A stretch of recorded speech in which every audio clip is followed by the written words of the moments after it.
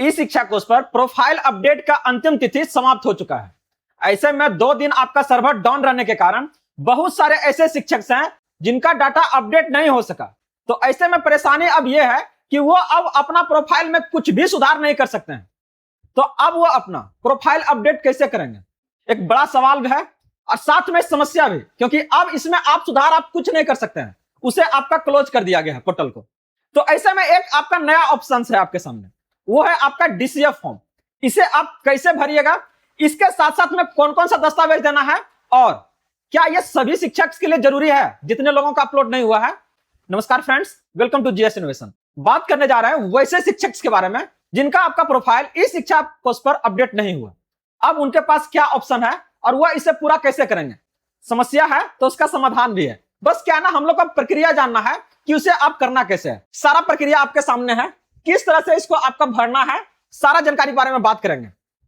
सबसे पहले अगर बात करते हैं यहां से कि जब यह पूरा हुआ तो अब आपका यहां से क्या क्या चीजें नहीं बदल सकता है, चाहे वो आपका नाम है, जन्म तिथि है, शैक्षणिक योग्यता है, पदनाम है, नियुक्ति तिथि है या फिर आपका महत्वपूर्ण विवरण, ये सारा चीजें बदल नहीं सकता। बस क्या ना अपडेट करना। अगर वो नहीं भरा हुआ था तो उसको फिर से भरना था, लेकिन अब तो वहां से भराएगा नहीं।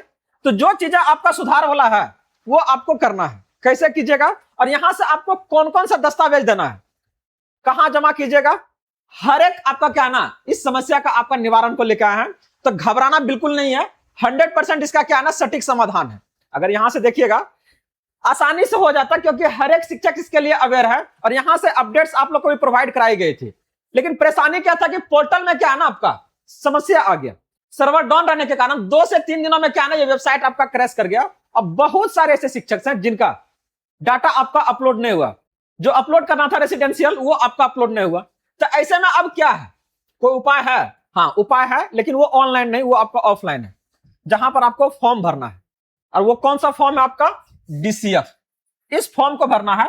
इसको आपका मान्यता दिया है, वैशाली हो गया, मुजफ्फरपुर हो गया, वहां पर ये ऑफिशियली क्या ना इस फॉर्म को आपका निकाला गया है कि वैसे शिक्षक जिसका आपका प्रोफाइल अपडेट नहीं हुआ है वो लोग सारे क्या ना इसके तरीका से, इस फॉर्म के तरीका से क्या है अपना प्रोफाइल को आप अपडेट करवा सकते हैं। तो बस एक ही आपके पास समाधान है, बस हम लोग को देखना यह क्या है कि इसको आप कैसे भरिएगा सही तरीका से और कौन कौन सा गलती है जो आपका उस फॉर्म के थ्रू सुधार ला सकते हैं। सबसे पहले देख लीजिए पैन कार्ड, या अगर आपका क्या आना धर्म है उसको अगर आपका क्या आना नहीं हुआ, आपका एरर था, नहीं कंप्लीट हुआ, क्या हो सकता है सिस्टम सर्वर या समस्या इसके कारण आपका डाउन के कारण। कोई खतरा नहीं, अगर आप अपडेट नहीं किया, नहीं आप अपडेट किया धर्म को लेकर तो कोई परेशानी ना है। लेकिन देखिए दिक्कत कहां होगा, तो सवाल यहां पर क्या था ना, एक आपका डॉक्यूमेंट्स को अपलोड करना था और वो क्या था आपका डोमिसाइल का। तो ऐसे में क्या सभी लोग को डोमिसाइल आपका अपलोड करना जरूरी है? सबसे पहले क्लियर कर लीजिएगा कि अगर कोई बिहार के हैं तो उन्हीं को क्या आपको ये अपलोड करना है। और इसमें भी अगर आप नया वाले टीचर्स हैं, टीआरई 1, टीआरई 2, टीआरई 3, तब आपको यह जरूरी है।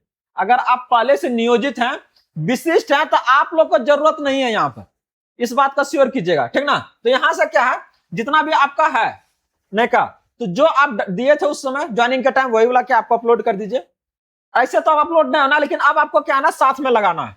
कैसे लगाइएगा देखिए इसको, यह है आपका डीसीएफ फॉर्म। किनको भरना है? जितना नियोजित है, विशिष्ट है, सहायक है, चाहे कक्षा 1 से लेकर 8 तक प्रधानाध्यापक है, ये जितने भी आपका पुराना शिक्षक है इन्हें आपका कोई आवश्यकता नहीं है ये डीसीएफ फॉर्म का। लेकिन जितना आपका नयका है ये हर एक को क्या है आपका डीसीएफ फॉर्म आपको भर के देना है। तो सबसे बड़ा सवाल ये है कि एक्चुअल में है क्या ये।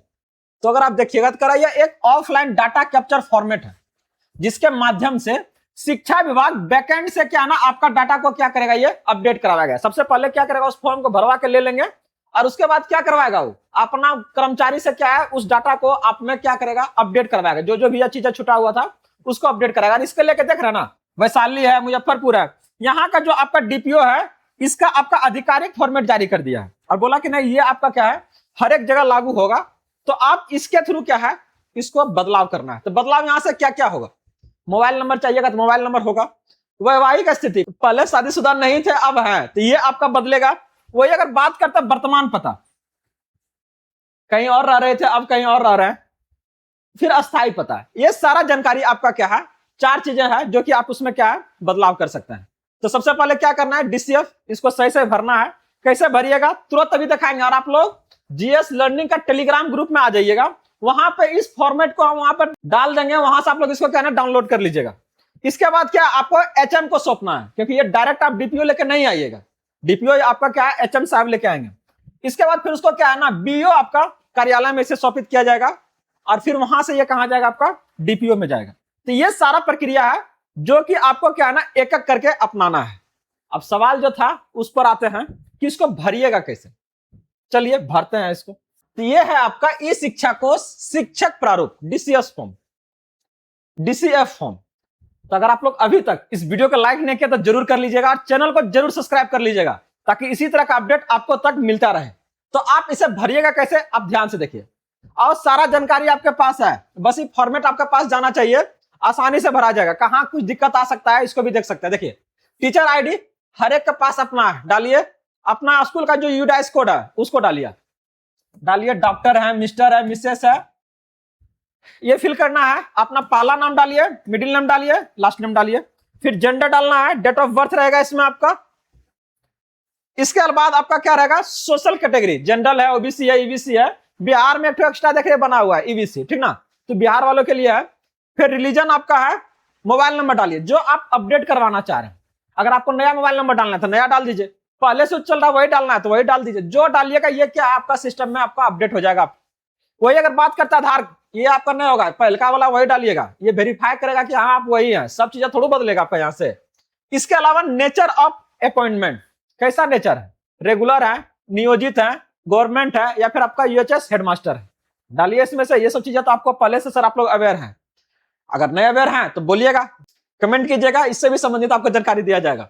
बात हो रही type of teacher and subject, कौन से क्लास में है। जैसे देखिए हेड टीचर है प्राइमरी, स्कूल टीचर है बीपीएससी का, assistant teacher elementary, UHS headmaster है, हेडमास्टर, प्रिंसिपल, पंचायत टीचर, अलग अलग तरह का है। और इसके अकॉर्डिंग आप क्या है ना इसमें आप टिक लगा सकते हैं, बीपीएससी वाला है या फिर आपका नियोजित है।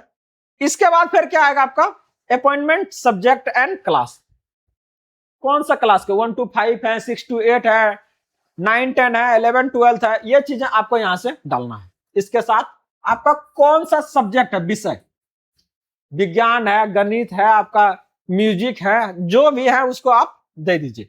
इसके बाद आपका डेट ऑफ ज्वाइनिंग, टीआरई 3 वाला का ज्वाइनिंग 15 मई हुआ था, बाकी आप छलका लगा देख लीजिएगा। डिस्ट्रिक्ट ऑफ फर्स्ट ज्वाइनिंग, हाँ फर्स्ट बार में कौन सा जिला में अपना योगदान किए थे, इसके बारे में भी आपको बताना है। ये सारा प्रक्रिया जो देख रहे हैं ना, ये अहम हिस्सा है उस आपका ट्रांसफर का, जहां पर बिहार में पहली बार 6 लाख शिक्षकों का आपका क्या ना ट्रांसफर होने जा रहा है। और ये आपका 10 से 15 दिनों के अंदर ये पूरा का पूरा प्रक्रिया आपका समाप्त होने का काम करेगा। तो एकदम तैयार हो जाइए, गर्मी का छुट्टी मना के आइए, उसके बाद फिर क्या ना एकदम नेका नेका स्कूल में क्या है जाके योगदान दीजिए। तो इसके लिए ये क्या है, ये अपडेट करना अनिवार्य है। ये सारा जानकारी जो देख रहा है इसी के बेसिस पर क्या है आपको वहां से डाला जाएगा, ट्रांसफर होगा। अब आपका पोस्टिंग डिटेल को लेके है, कहां पर पदस्थापित है, कौन सा जिला है, ब्लॉक है, संकुल का नाम आपको देना है जिसको हम लोग क्या बोलते हैं सीआरसी बोलते हैं आपका। फिर आपका क्या स्कूल नेम, यूडाइस कोड उनका दीजिए, अपॉइंटमेंट फॉर लीव किसके लिए आप जा रहे हैं, और अपॉइंटमेंट अथॉरिटी कौन आपको इसको जारी कर रहा है। हर एक जानकारी को क्या है ना यहां से सरकार आपसे मांग रही विभाग कि ना आप दीजिए। इसके बाद फिर आपका पर्सनल इंफॉर्मेशन दीजिए, पैन कार्ड है, फादर नेम, मदर नेम, वैवाहिक स्थिति आपका है। फिर उसके बाद आपका ईमेल आईडी है, ब्लड ग्रुप, अपॉइंटमेंट कैटेगरी, अगर आपका अपॉइंटमेंट जो हुआ है वो आपका किस कैटेगरी से हुआ है, ठीक ना, ये भी आपको बताना है। 2 चीजें हैं, एक जिस कैटेगरी से आप बिलोंग कर रहे हैं, और दूसरा कैटेगरी जिसमें आपका अपॉइंटमेंट हुआ है। इन द सेंस अगर बात करते हैं कि अगर आप एससी कोटा से हैं लेकिन आपने मार्क्स जो लाए हैं वो जनरल कोटा से ज्यादा लाए हैं, तो आपका जो अपॉइंटमेंट होगा वो आपका जनरल कोटा में होगा, इस बात को ध्यान रखिएगा, ठीक ना। तो ये दोनों में ये क्या आपका डिफरेंसेस है, एक आपका अपना सोशल कैटेगरी जिस जाति से आप बिलोंग कर रहे हैं वो, और दूसरा जिसमें आपका सिलेक्शन हुआ। ये सारा जानकारी आपको फिल करना है। इसके बाद आपका क्या ना एड्रेस आया, तो एड्रेस आपका 2 तरह का, एक आपका स्थायी और एक आपका वर्तमान। हाँ, तो ऐसे में इसके लिए क्या है, अगर आप बिहार से बिलोंग कर रहे हैं तो आपको यहां पर क्या है ना डोमिसाइल सर्टिफिकेट देना अनिवार्य है। किनको, जो भी आपका नयका नवयुक्त आपका है उनके लिए, और वो भी कौन वाला, जो आप ज्वाइनिंग के समय जमा किए थे वो वाला। तो ये आप इसको यहां से देना है। इसके बाद अपना सैलरी डिटेल डालिए। देख रहा है ना कैसन का परेशानी बढ़ रहा है। अगर आप ई शिक्षा कोर्स से भरते तो ये सारा जानकारी आपको देने का कोई जरूरत नहीं था, लेकिन आपने ई शिक्षा कोर्स से नहीं भरने के कारण ये क्या हुआ, आपका पूरा का पूरा क्या ना यहाँ पे 10 तरह का फॉर्म भरना पड़ रहा है। तो कोई दिक्कत नहीं है, सारा जानकारी आप यहाँ दे सकते हैं। इनिशियल बेसिक सैलरी आपका कितना है, प्रेजेंट कितना दे रहा है, अपॉइंटमेंट लेटर, उसके बाद डेट दीजिए, उसमें आपका देल होगा डेट ऑफ प्रेजेंट, पोस्टिंग है, आइडेंटिफिकेशन नंबर, यूएएन, पेमेंट आपका प्रोसेस, क्या बैंक ट्रांसफर करता है या चेक देता है, ये सारा जानकारी क्या है ना आपको फिल करना है।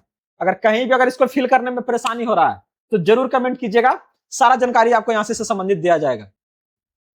आपको अपना बैंक डिटेल का दे रहा है, जानकारी हर एक आपके पास है, बस उस कॉलम को आप देख लीजिए कि क्या क्या जानकारी आपको यहां से भरना है। बाकी इस फॉर्म को हम डाल देंगे वहां आपका ग्रुप में, वहां से इसको आप लोग क्या डाउनलोड करके प्रिंट करवा के इसको क्या है ना फिल करके आप दे दीजिएगा।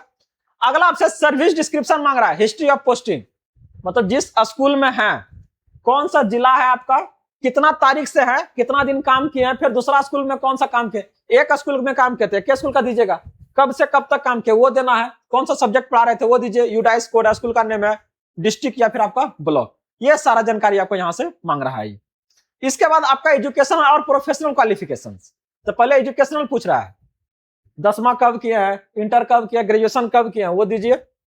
इसके बाद फिर क्या पूछ रहा है आपका सेवाकालीन आपका शैक्षणिक योग्यता, यहां पर आपको क्या क्या और चल रहा है आपका सर्विस, तो उस समय आप कोई आपका क्वालिफिकेशंस लिए हैं, कोई ना कोई डिग्री किए हैं, वो चीजें यहां पर आपको डालना है। इसके अलावा प्रोफेशनल या आपका वोकेशनल क्वालिफिकेशन, बीएड किए हुए होंगे, एमए किए हुए हैं, तो वो सब आपका एमएड ये सब क्या आएगा आपका प्रोफेशनल में आएगा, और इसको आपको यहां पर देना है। इसके अलावा अदर ट्रेनिंग एंड इन्फॉर्मेशन, इसके अलावा और भी अगर आप कुछ किए हैं, डीसीए किए हैं, डीसीए किए, तो ये सभी जानकारी आप यहां से भर सकते हैं। देख रहे हैं ना, कंप्यूटर और स्पेशल ट्रेनिंग पर्पसेस, तो ये सब भी आपसे पूछ रहा है, दे सकते हैं इसको यहां से, मन है तो दीजिए, ना है तो मत दीजिए, कोई दिक्कत नहीं है। कौन कौन सा नॉलेज जानते हैं आप, लैंग्वेज हिंदी है, इंग्लिश है, मराठी, गुजराती, जो डाल रहे हैं डाल दीजिए यहां से। इसके बाद इसको आप सत्यापित कर दीजिए, एक फोटो लगेगा और यहाँ पर आपका नाम, सिग्नेचर आप यहाँ को सब लगा दीजिए। तो ये जो सारा जानकारी था वो था आपका डीसीएफ फॉर्म को लेके, जिसको आपको भर के एचएम से आप फॉरवर्डिंग करा लीजिए और वहां जाके क्या है ना बीओ कार्यालय में दे दीजिए। वहां से वो कहां चला जाएगा, आपका डीपीओ के पास जाएगा, जहां फाइनली फिर से आपका क्या है ना जो प्रोफाइल है उसको आपका अपडेट कर दिया जाएगा। ये सारा जानकारी जो संबंधित है वो आपका प्रोफाइल को लेके है, खास करके वैसे शिक्षक के लिए जिनका कि अपलोड नहीं हुआ, अपडेट नहीं हुआ। जुड़े रहिए आप लोग इसी तरह से ढेर सारा जानकारी के लिए जेएस इनोवेशन सेंटर के साथ में। मिलते हैं अगले अपडेट के साथ जल्दी। जय हिंद।